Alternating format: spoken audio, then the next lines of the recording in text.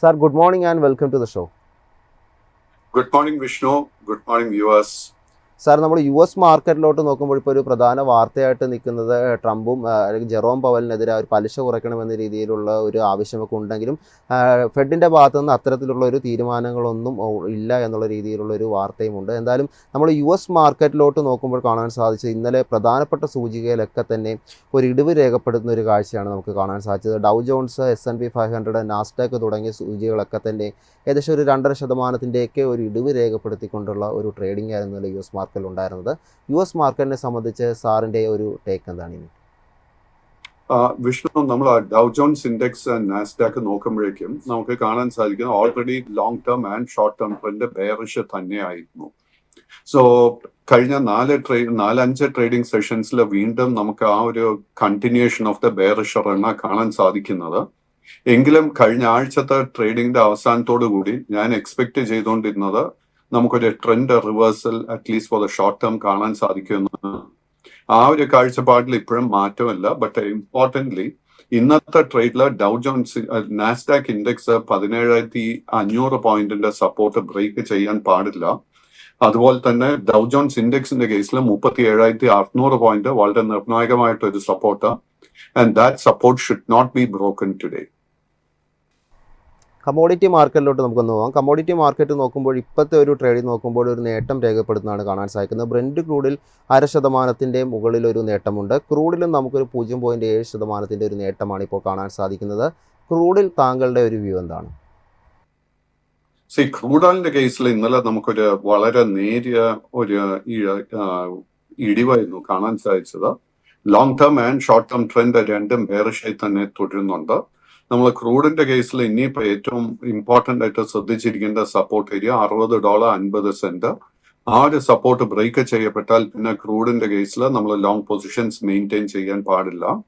നമുക്ക് short ടേമിലെ bullishness കാണണമെങ്കിൽ $66 resistance break ചെയ്യണം. കറന്റ് പാറ്റേൺസ് നോക്കുമ്പോഴേക്കും ആ ഒരു റെസിസ്റ്റൻസ് ബ്രേക്ക് ചെയ്യാനുള്ള പോസിബിലിറ്റി വളരെ കുറവായിട്ട് കാണുന്നത്. സർ, ഗോൾഡിലോട്ട് വരുമ്പോൾ നമുക്ക് ഇന്നും ഒരു മികച്ച മുന്നേറ്റം നമുക്ക് കാണാൻ സാധിക്കുന്നുണ്ട്. നിലവിൽ ഏകദേശം 1.5% ഒരു നേട്ടം ഗോൾഡ് രേഖപ്പെടുത്തുന്നുണ്ട്. 3,475 എന്നൊരു ലെവലിലാണ് ഇപ്പോൾ ട്രേഡ് ചെയ്തുകൊണ്ടിരിക്കുന്നത്. ഇപ്പോഴത്തെ ഒരു ഗോൾഡിൻ്റെ ട്രേഡ് നോക്കുമ്പോഴും ഇന്നും പുതിയൊരു ഇൻട്രാഡേ അല്ലെങ്കിൽ ഒരു ഹൈ രേഖപ്പെടുത്തിക്കൊണ്ട് പുതിയൊരു ഓൾ ടൈം ഹൈ കൂടി രേഖപ്പെടുത്തിക്കൊണ്ടുള്ള ഒരു ട്രേഡിംഗ് ആണ് നമുക്ക് കാണാൻ സാധിക്കുന്നത്. ഗോൾഡിൽ താങ്കളുടെ ഒരു ടേക്ക് എന്താണ്? സ്വർണത്തിന്റെ കേസിലെ കാഴ്ചപ്പാടിൽ മാറ്റമൊന്നുമില്ല. തുടർച്ചയായിട്ട് ഇന്ന് നമുക്ക് 10ാമത്തെ കൺസിക്യൂട്ടീവ് ട്രേഡിംഗ് സെഷൻസിൽ നമുക്ക് ഒരു നേട്ടം കിട്ടിക്കൊണ്ടിരിക്കുന്നത്.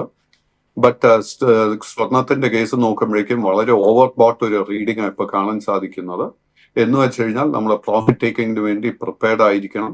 കറന്റ് ലെവൽസിൽ പുതിയ പൊസിഷൻസ് ഒന്നും അഡ്വൈസ് ചെയ്യുന്നില്ല. ബട്ട് ഓൾറെഡി പൊസിഷൻസ് ഉണ്ടെങ്കിൽ you can continue to maintain it.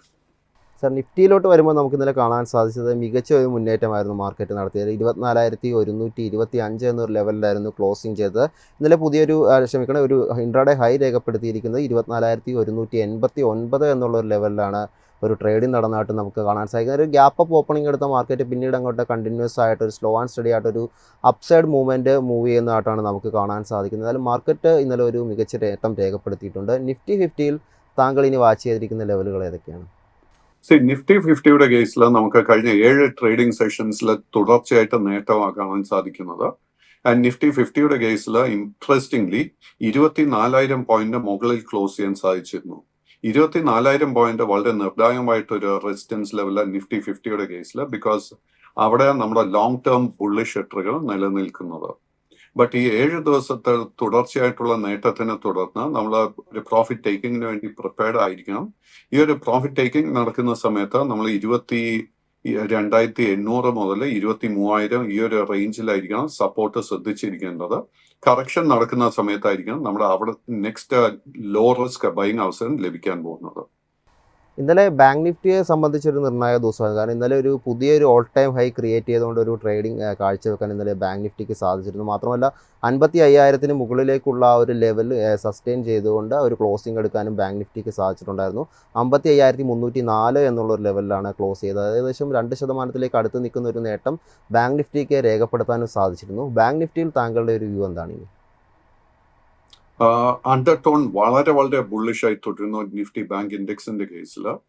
And interestingly നമ്മൾ ട്രേഡിംഗ് പാറ്റേൺ നോക്കുമ്പോഴേക്കും നമുക്ക് കഴിഞ്ഞ 5 ട്രേഡിംഗ് സെഷൻസിൽ തുടർച്ചയായിട്ട് നമുക്ക് നിഫ്റ്റി ബാങ്ക് ഇൻഡെക്സിൽ ഒരു ഗ്യാപ്പ് അപ്പ് ഓപ്പണിംഗ് കാണാൻ സാധിക്കുന്നത്. എന്റെ ഓർമ്മയിൽ കഴിഞ്ഞ 25 വർഷത്തിൽ ഇത്രയും അതിശക്തമായിട്ട് ഒരു മൂവ്മെന്റ് നമ്മൾ ബാങ്ക് നിഫ്റ്റിയിൽ കണ്ടിട്ടില്ല. ബട്ട് ഞാൻ നേരത്തെ നിഫ്റ്റി 50 പറഞ്ഞതുപോലെ തന്നെ നമ്മൾ നിഫ്റ്റി ബാങ്ക് ഇൻഡെക്സിലും നമ്മൾ പ്രോഫിറ്റ് ടേക്കിങ്ങിന് വേണ്ടി പ്രിപ്പയർഡ് ആയിരിക്കണം. ഷോർട്ട് പൊസിഷൻസ് പൂർണ്ണമായിട്ടും അവോയ്ഡ് ചെയ്യുക. കറക്ഷൻ നടക്കുന്ന സമയത്ത് നമുക്ക് വീണ്ടും പുതിയ ലോങ് പൊസിഷൻസ് എടുക്കാൻ അവസരങ്ങൾ തേടാം. സർ, അടുത്തൊരു സ്റ്റോക്ക് ചോദിക്കാനുള്ളത് ടാറ്റ പവറാണ്. ഇന്നലത്തെ ഒരു ട്രേഡിംഗ് നോക്കുമ്പോൾ നമുക്ക് കാണാൻ സാധിക്കുന്നത് 2.4% ഒരു മികച്ച മുന്നേറ്റം സ്റ്റോക്ക് കാഴ്ചവെച്ചിരുന്നു. 390 ലാസ്റ്റ് ട്രേഡർ പ്രൈസ് ആയിട്ട് നമുക്ക് കാണാൻ സാധിക്കുന്നത്. സ്റ്റോക്കിൻ്റെ ഒരു ട്രേഡിംഗ് നോക്കുമ്പോൾ നമുക്ക് ഏകദേശം ഒക്ടോബർ കഴിഞ്ഞ് ഒരു ഇടിവ് രേഖപ്പെടുത്തി, കണ്ടിന്യൂസ് ആയിട്ട് ഒരു ഇടിവ് രേഖപ്പെടുത്തി വന്ന സ്റ്റോക്ക് ഏതായാലും മാർച്ച് മാസത്തിൽ നമുക്ക് ഒരു 10% നേട്ടം രേഖപ്പെടുത്തിയാണ് ഇപ്പോൾ ട്രേഡ് ചെയ്തുകൊണ്ടിരിക്കുന്നത്. ഈ ഒരു സ്റ്റോക്കിനെ പറ്റി നമുക്ക് ഒരു ന്യൂസ് ഉള്ളത്, കമ്പനിയുടെ പുനരുപയോഗ ഊർജ്ജ സ്ഥാപനമായ ടാറ്റ പവർ റിന്യൂവബിൾ എനർജി, അത് 131 മെഗാവാട്ട് ശേഷിയുള്ള വിൻഡ് സോളാർ ഹൈബ്രിഡ് പുനരുപയോഗ ഊർജ്ജ പദ്ധതി വികസിപ്പിക്കുന്നതിനായി ഒരു പവർ കരാറിൽ ഒപ്പിട്ടു എന്നുള്ള തരത്തിലുള്ള ഒരു ന്യൂസ് ലഭ്യമായിട്ടുണ്ട്. ഏതായാലും ഈ ടാറ്റ പവറിനെ കുറിച്ച് താങ്കളുടെ ഒരു വ്യൂ എന്താണ്? ടാറ്റ പവറിന്റെ കേസിൽ ലോങ് ടേം ട്രെൻഡ് ബെയറിഷായി തന്നെ തുടരുന്നുണ്ട്. ബട്ട് കഴിഞ്ഞ ഒരു 4-5 ആഴ്ചത്തെ ട്രേഡിംഗ് പാറ്റേൺ നോക്കുമ്പോഴേക്കും നമുക്കൊരു കൺസോൾട്ടേഷൻ കാണാൻ സാധിക്കുന്നുണ്ട്. അതിനെ തുടർന്ന് ഷോർട്ട് ടേം ട്രെൻഡ് ബുള്ളിഷായി മാറിക്കൊണ്ടിരിക്കുന്നു. ബട്ട് ഈ സ്റ്റോക്കിൽ ഇന്നത്തെ ട്രേഡിംഗിൽ നമുക്ക് ലോ റിസ്ക് ആയിട്ട് ഒരു ബൈങ് അവസരം കാണാൻ സാധിക്കുന്നില്ല.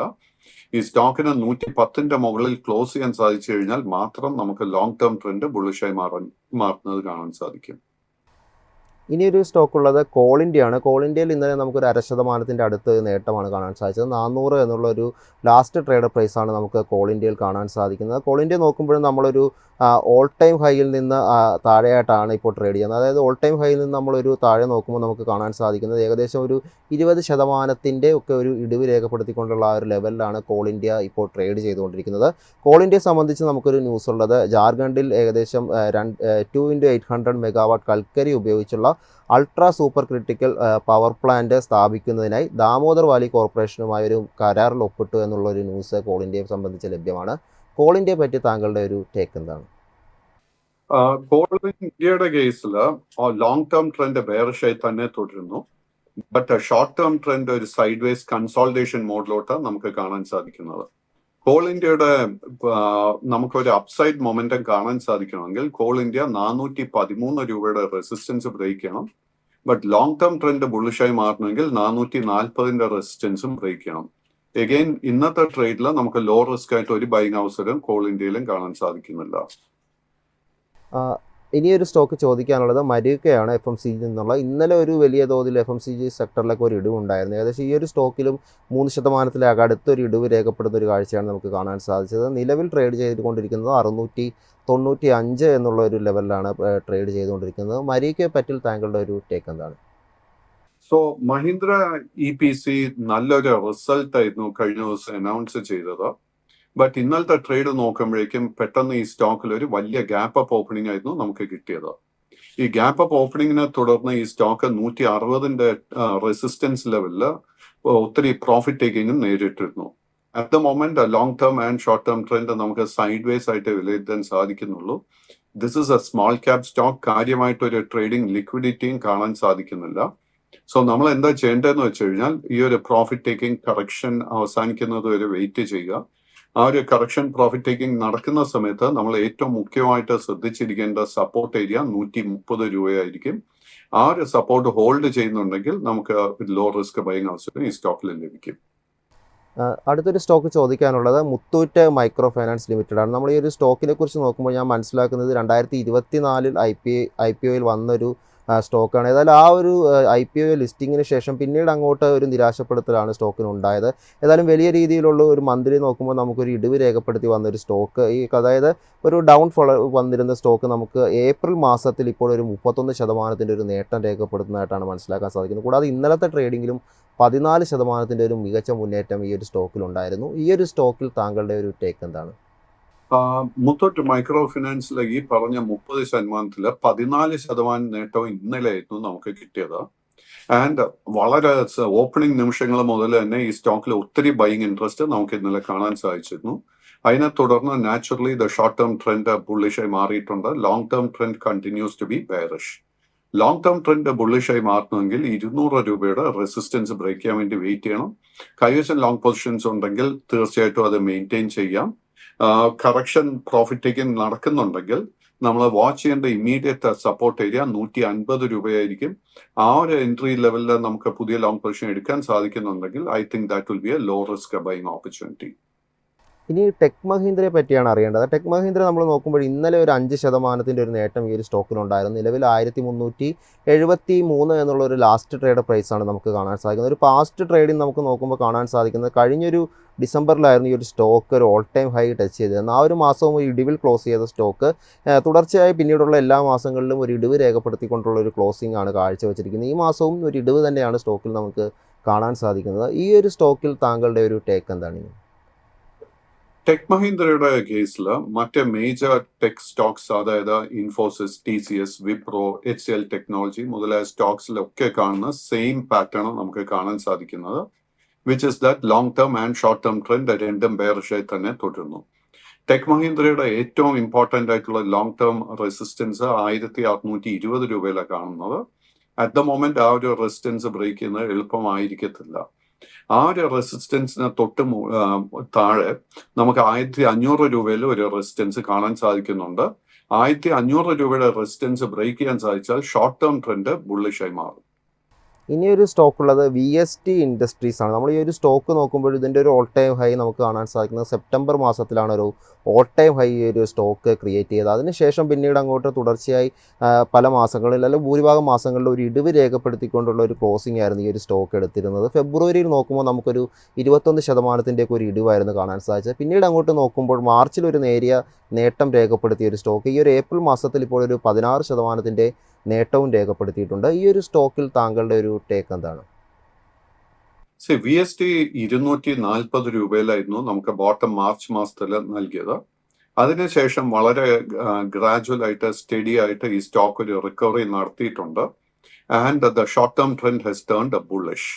സോ കൈവശം ഓൾറെഡി ലോങ് പൊസിഷൻ ഉണ്ടെങ്കിൽ അത് മെയിൻറ്റെയിൻ ചെയ്യുക. ബട്ട് പുതിയ ലോങ് പൊസിഷൻസ് കറന്റ് ലെവൽസിൽ അഡ്വൈസ് ചെയ്യുന്നില്ല. കറക്ഷൻ നടക്കുന്ന സമയത്ത് മാത്രമേ പുതിയ ലോങ് പൊസിഷൻ കൺസിഡർ ചെയ്യാവൂ. ഈ സ്റ്റോക്കിന്റെ ഏറ്റവും ഇമ്പോർട്ടന്റ് ആയിട്ടുള്ള റെസിസ്റ്റൻസ് 345 രൂപയിലാണ് കാണുന്നത്.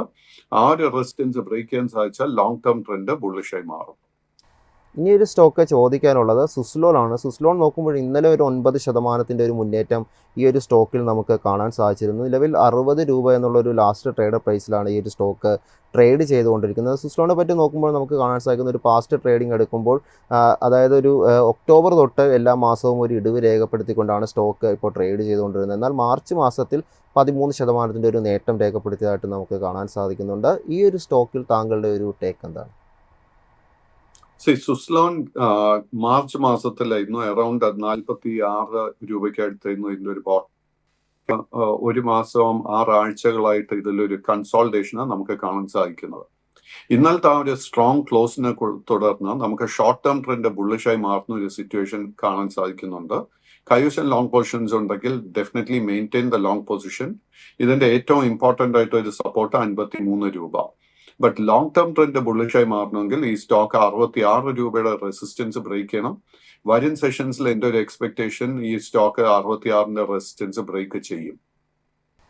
ഇനിയൊരു സ്റ്റോക്ക് ഉള്ളത് ഓട്ടോ സെക്ടറിൽ നിന്ന് തന്നെയാണ്. ഹീറോ മോട്ടോ കോപ്പിനെ പറ്റിയാണ് അറിയേണ്ടത്. നിലവിൽ ഇന്നലെ ഒരു 3.8% ഒരു നേട്ടം സ്റ്റോക്ക് രേഖപ്പെടുത്തിയിരുന്നു.